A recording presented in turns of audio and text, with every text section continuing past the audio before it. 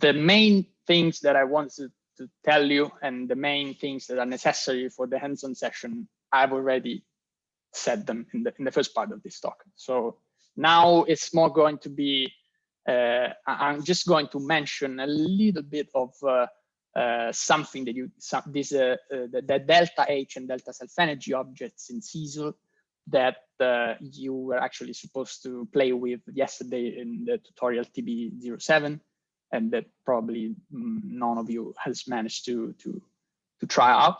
I invite you to try it today if you have time after the hands-on session. Maybe we can see later on how to organize this, and also just give you some more advanced examples on how you can use this tight binding parametrization and also these other features to manipulate Hamiltonians in CISL to perform also multi-scale simulations, where you can insert, so to speak, DFT regions inside larger tight binding models. So regarding the manipulating, how to manipulate the Hamiltonian in CISL, there is a very simple way of doing it in CISL and TB trans. That's basically based on redefining the Green's function in this way, where you have this additional delta H and delta sigma terms. Those are simple additions that you make to the Hamiltonian. And it is basically the same object. The only difference is in how it is treated inside TB trans. In particular, the delta H object enters into orbital currents definition, and therefore you can it is important to consider that it can make some differences when plotting bond currents, for example, to visualize how currents flow in the device. And as you've seen yesterday, I think in one of the tutorials also. And but anyways, about this, you'll see more about this in tutorial TB7, as I mentioned. In particular, in TB7, you will see how, for example, to use the delta H object to include a magnetic field in the systems, which in particular in TB7 will be a square lattice with a constriction in the middle, like the one in here. And by applying the B field to this system, the magnetic field to this system, you will be able to see quantum Hall effect, basically, because you can vary the flux of the magnetic field, and you will see quantized conductance, quantized transmission, and therefore conductance as a function of the magnetic field, indeed. And then so yeah, that's basically it.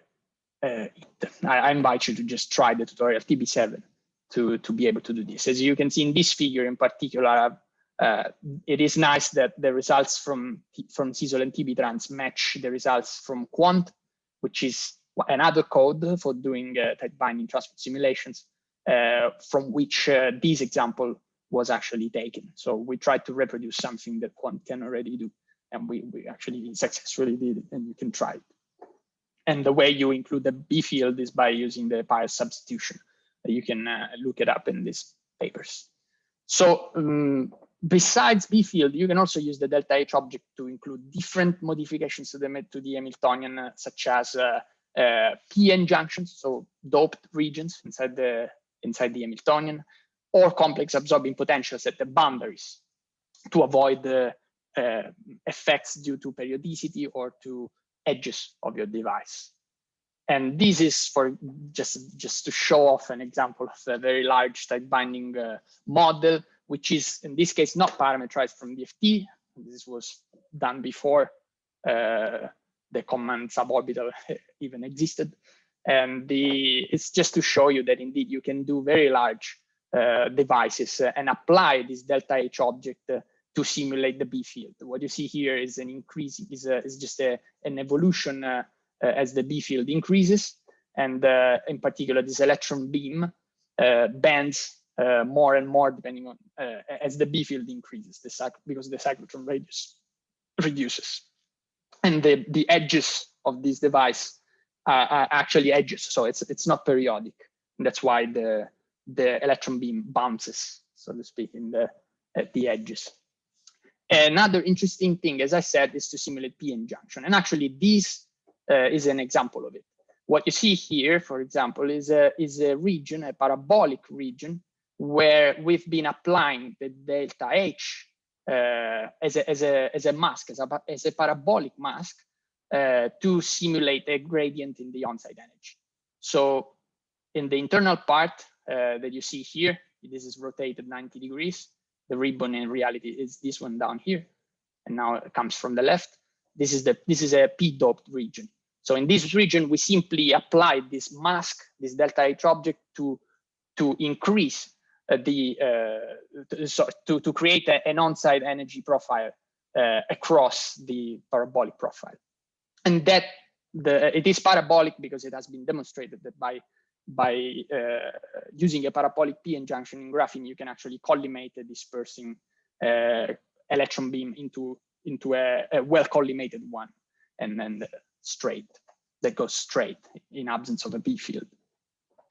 And so, as I said, this is just an example to show off. Of course, in the tutorial, you'll be able to understand how to use these objects. One more. So as I said, in the right side in this slide, you see the masks that I've used in that kind of simulation to simulate an on-site energy variation along the y direction.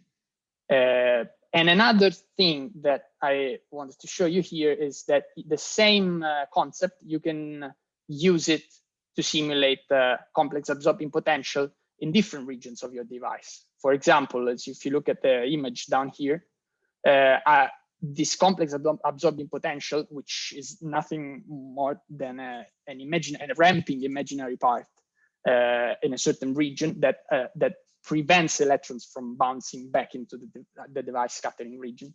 You can find more details about this also in these papers. You have, and in this example, I've applied it in the red regions, which are labeled with the LR, and the A plus and A minus in here. And the effect of that is simply that you can actually get a collimated beam that comes from the top side and just goes downwards for B field equal to 0, and that bends as the B field increases. And interestingly, as you can see here, that's the difference with the previous simulation that I've shown you. By using a complex absorbing potential on the left side, for example, you see that the beam gets absorbed. It doesn't bounce back. And that allows us to study indeed very nicely the trajectory of the electrons in the system, while keeping some interference features, as you can see here. So there are some fringes. That's due to the quantum nature of the electrons flowing in a device in graphene. And this is very important. This can be very important in this case, for example, because as you can see, as you change the boundary conditions by removing, for example, the complex absorbing potential on the left and right sides, for example, you start to see a lot of interference going on in the system. And especially if you just keep it sharp, as sharp edges or as periodic boundaries, you basically can't see anything related to the features of the electron beam bent by the B field. So once again, this is just an example, just to show you some large scale tight binding simulation where this delta H object has been exploited to study something like, in this case, electron beams flowing in graphene, in large scale graphene. The last thing I wanted to show you is indeed this more advanced methodology that we developed a couple of years ago, once again, that exploits the DFT-based parametrization of tight binding models, and also another very important concept, which is the concept of real space self-energy, and the capability of CSOL and TB trans to use to compute and store and then use real space self-energies inside the tight binding, but not only tight binding models. Now, there will be Nick giving a talk about this later on today, so I won't say too much about the formalism behind it. But just to show you, indeed, once again, an example of this, This is just to summarize what I mean when I say insert DFT regions inside the tight binding model. It's really like patching, stitching a DFT Hamiltonian, a DFT model inside a larger tight binding by using this real space self-energy in the red region to let the DFT model and the tight binding communicate, so to speak. Just to give you a bit more details about this, of course, it's way more complicated than what I'm going to tell in this slide. And I invite you to just check out this article if you're interested in using this kind of approach. Imagine to have a DFT system which is periodic, like in this case, a graphene sheet with a tip in chemical contact with it.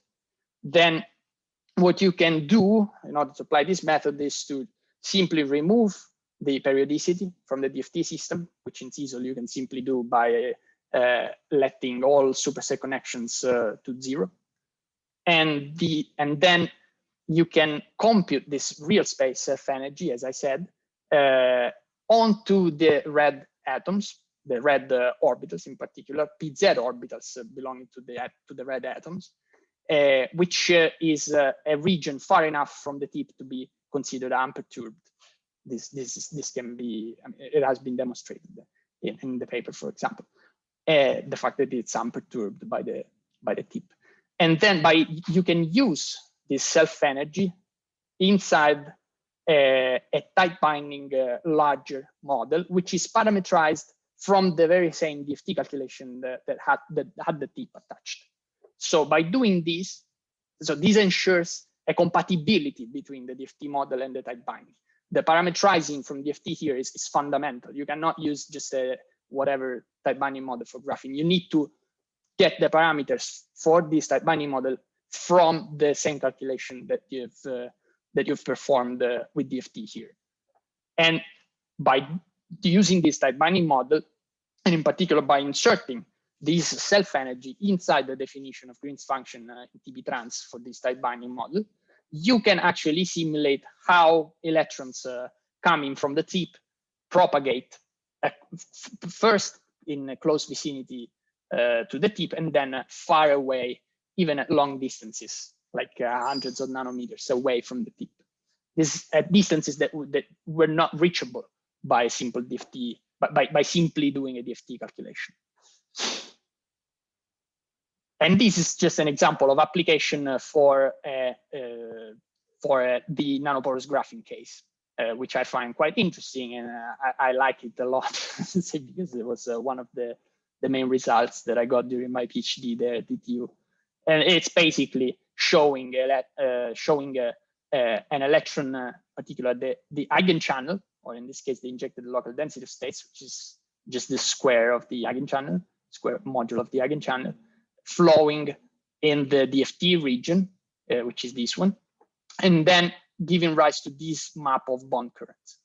As you can see, the current is localized along the ribbon, and by inserting this DFT region inside this larger tight binding model parameterized from DFT, we were able to actually verify that the currents which seemed to flow within the nanoribbon that was in chemical contact with the tip were actually, after a certain distance, start to propagate in the neighbor nanoribbons, giving rise in the far field to this kind of interference pattern, which can be identified with a peculiar optical effect known as Talbot effect, Talbot interference effect. All of this, we demonstrated it in this article. And well, it was actually surprising for us to see that by inserting this DFT into a large model, this interference pattern would appear. It wasn't trivial just by looking at the DFT system. So this is just an example of where this approach can be useful. Same thing goes for the graphene contacted by the tip, in which we actually were able to observe typical 6 star shape of injected electrons propagating in graphene from a point-like source. And also in this case, the 6-star, the 6-fold symmetry could be more or less retrieved also in the far field, of course. less in a less neat way as in the nanoporous graphene, the interference pattern. So just here I made this small reminder about Nick's session today's afternoon about real space self-energy, because that's indeed what we've used in the middle panel of this figure to be able to see the 6-fold symmetry. Indeed, if you instead of using this, you would use just simple periodic boundaries on the left and right side, you wouldn't be able to see the two of the branches of this star, let's say, due to periodic effect. And this is the last slide, just to show you that the nice thing about CISL indeed is that you can do an electrode simulations.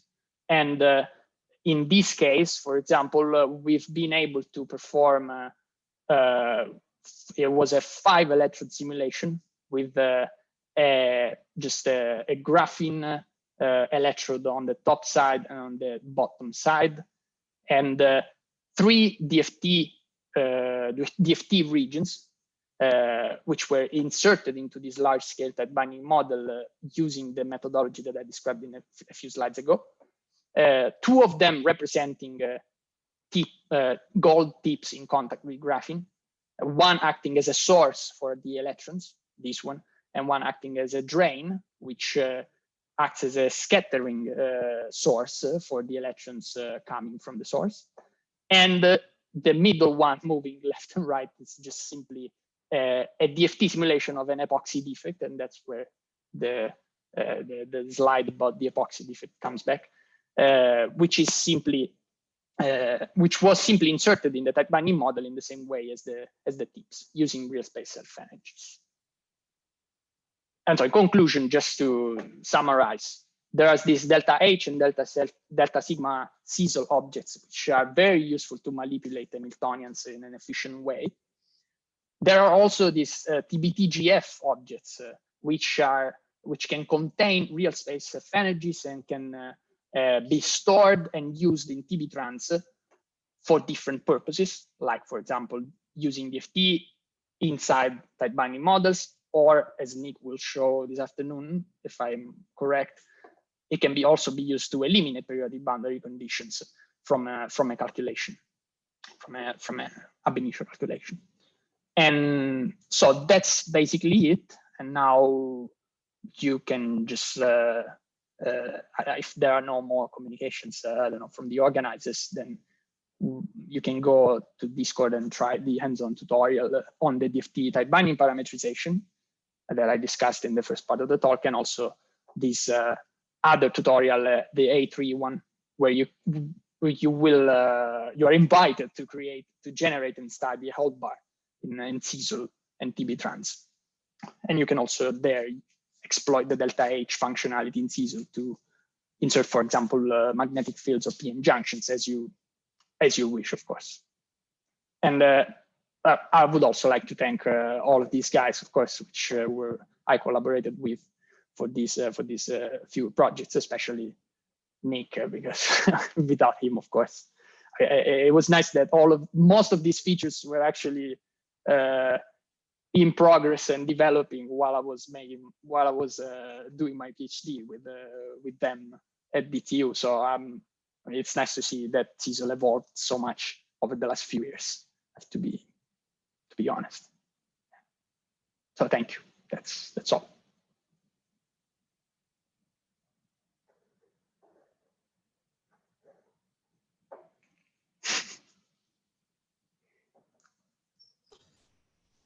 So Gaetano, we have a couple of questions. Yes.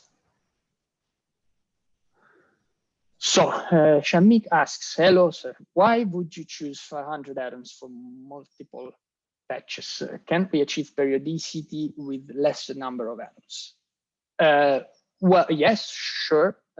I guess you're referring to the system with the tip inside with the tip in contact with the graphene. I think that's where I used more or less 500 atoms for the DFT calculation. And well, there it turns out that it's actually needed to use quite a lot of atoms because of what I've already mentioned. because of the fact that the PZ orbitals in the outermost region of the DFT system need to be quite unperturbed by the contact with the gold tip.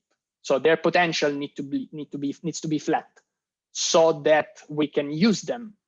You can use the elements in the Hamiltonian related to those orbitals to parametrize the tight binding, and then use the real space self-energy to connect them. I don't know if this answers your questions, but otherwise, if the tip was not there, then of course you can use way less atoms for the DFT simulation. Same goes for the epoxy defect. So please refer to the slide, then explain. Shamik says, let me just go back 1 second.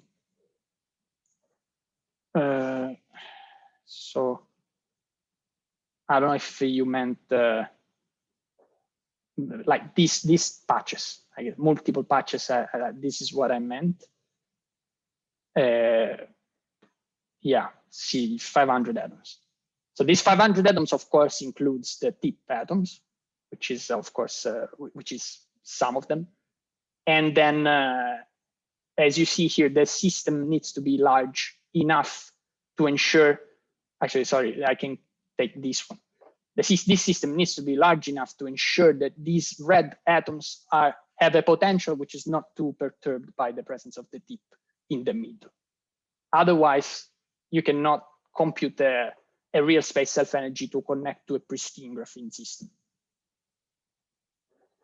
I hope that explains more or less. But if you want to know more, maybe we can chat later on. So someone asks, is a DFT a subregion of tight binding strictly needed to get your results, electron propagating outside of the ribbon, for example? Could you have got the same result with tight binding only? That's a very interesting question, and indeed it is possible. It is indeed possible. Actually, in all the calculations that we are running now, together with Isaac and Nick and some other co-authors of those articles, we are performing those calculations without putting the DFT system inside the tight binding, and just using a model point-like injection inside the parametrized tight binding model. So it is not fundamental to get the results that I've shown. It was just, well, there was a chronology in how the features came out in CISL, and at that time I was working on this multi-scale methodology. So I just applied it also to the nanoporous graphene to see whether it could work. Mikel is also asking, since here you're dealing with very large systems, I guess diffusive transport may play a role. Is it possible to include the diffusive transport component in such simulations? That's a very good question. So the simulations you do in TB trans, I mean, when you use this NEGF formalism, I guess in general it's not that easy to study diffusive transport unless you do some corrections, I guess, to the Hamiltonian. But otherwise, there are also different codes that are able to simulate diffusive transport, say natively. I'm thinking about I don't know if Quant is actually able to do that, but I think in Barcelona they're doing a lot of diffusive transport simulations into the materials, like Stefan Roche simulations on grain boundaries. If you're into the graphene world, there's a lot on that. For other systems, honestly, I'm not sure, because so far I've always done transport simulations on graphene and 2D materials. So, and I've never done diffusive transport with CISL or TB trans. I don't even know if that's, but maybe Nick can comment on that, but I'm pretty sure it's not that trivial to do diffusive in TB trans. Is it right? No, I mean, the NEGF here relies on ballistic transport. So. Maybe I can comment on this. Yeah, also mad. So you get to the diffusive regime when you have a lot of random scatterers. And when you do it like this, you will first have a diffusive. First you have ballistic, then you have diffusive, and then you get localization, strictly speaking. But you can get to the diffusive regime if you just add enough scatterers, and you look at a sample length which is not in the localization regime. So this we have done some decades ago with this kind of formalism. So yeah, that can be done.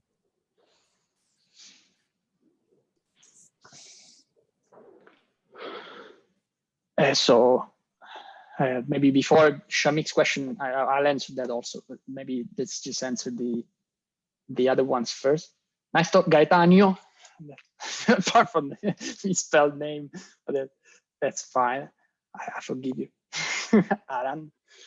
Short question, slide 18. What do you call the red region, unperturbed region? Isn't this misleading? Because what you just said, discussion not too perturbed, it does have to contain information on what's happening in the DFT region. So in this sense, it is perturbed, isn't it?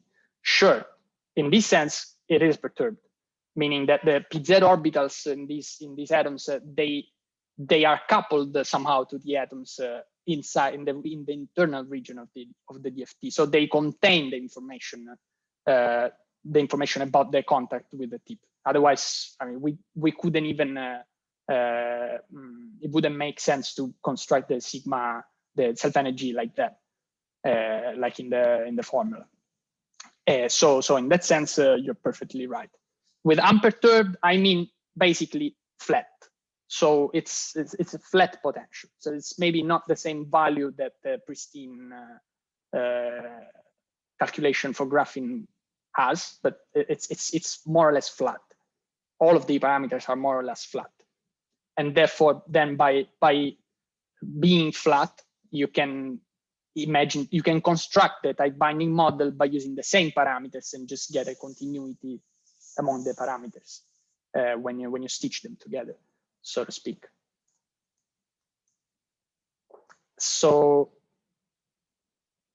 Rodrigo, thanks so much for a very interesting talk. Thank you.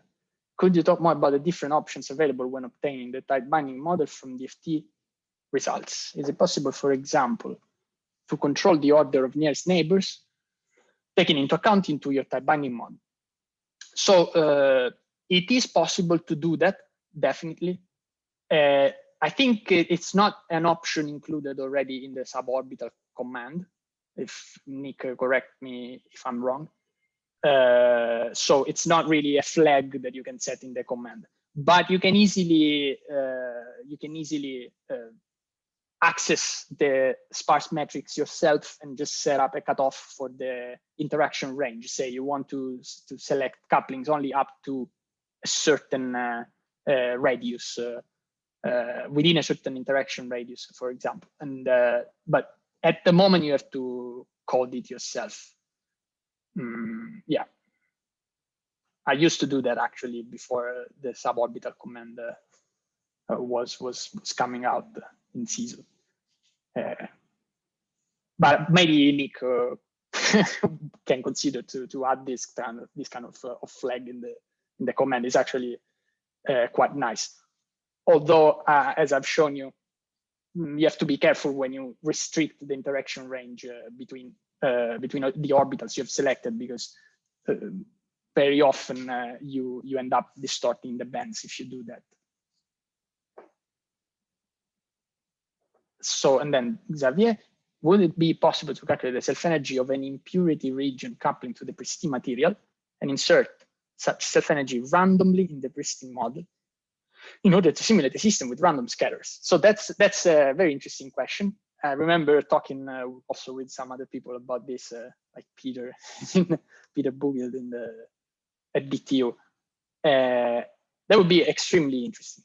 And in principle, I mean, if you are able to code like a script that a multi-scale script that just repeats this insertion algorithm, this insertion procedure multiple times in a random fashion, then you can definitely do that. I think in principle, there's no problem with it.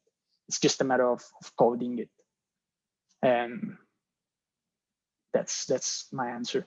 Then last question, sir. That's from Shamik. What is the supercell typically used for perturbed and the unperturbed regions for the slide? I guess this slide. What is the supercell for perturbed and unperturbed region for the slide? Is there any formula to determine it beforehand? Later on we can chat indeed. But if you want to know what the supercell was for these kind of systems, in the case of the tip on contact, in chemical contact with graphene, I don't remember exactly the dimension in angstrom, but I mean, there's a vacuum. So there's the graphene sheet placed in the middle of the supercell, and some vacuum below, vacuum above, and this some vacuum above also the tip. I've used the self-energy, of course, to simulate. So this was a 3-electrode simulation with an electrode placed here and another one placed here and another one out of plane in the Z direction, injecting electrons down into the graphene with some buffer atoms to ensure good electrostatics. And so that's basically it. And then it's periodic along the horizontal direction. That's for the DFT simulation, the TB trans simulation that I made here. Siesta, and then TB trans simulation that I made here. Yeah, I don't remember. Yeah, he's asking whether it is a 5x5 or 4x4. I think it was exactly the one drawn here. So it's 1, 2, 3, 4, 5, 6, 7, 8, 9 by 9, I think, or 9 by 10 supercell of graphene. It was roughly something like that. Isaac, hey, Dan, have you checked whether the shape of the self-energy embedded in the large tight binding model has some effect? Circle-like versus squared for the same type of defect, of course. That's also a very interesting question. And I remember I did some tests like that. If I remember correctly, I did it for the tip indeed.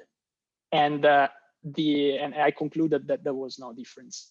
There was yeah, I remember now. You brought to my mind this memory.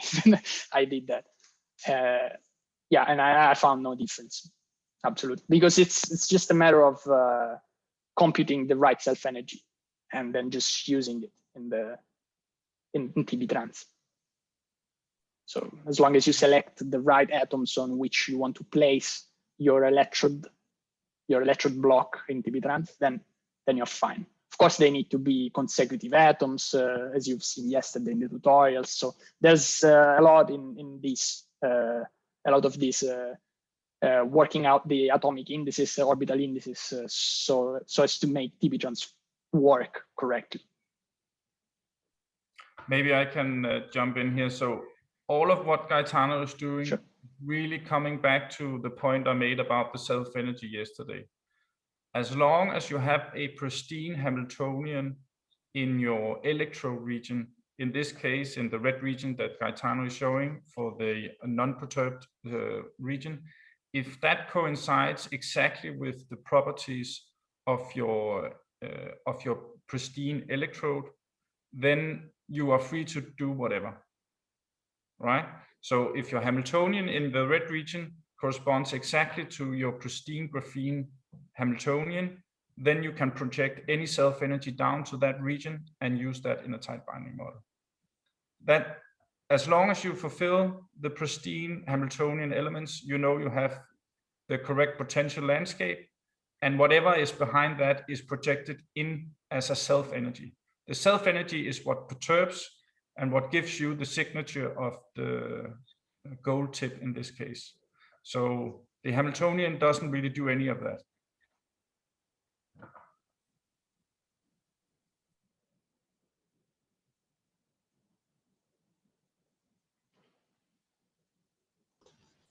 And that's why it's also working for a circular shape. So it doesn't really matter about shapes. It matters about the potential of where you're downfolding your self-energy. Okay, I don't have anything else. Just to clarify the connection with yesterday. Yeah, Yeah. So I think this lasted even too long, but I mean, I hope that it was useful, at least just to know what you can do with it. Of course, it's not limited to this, but that's what I've been doing. But that's it. I think we can move to the hands-on.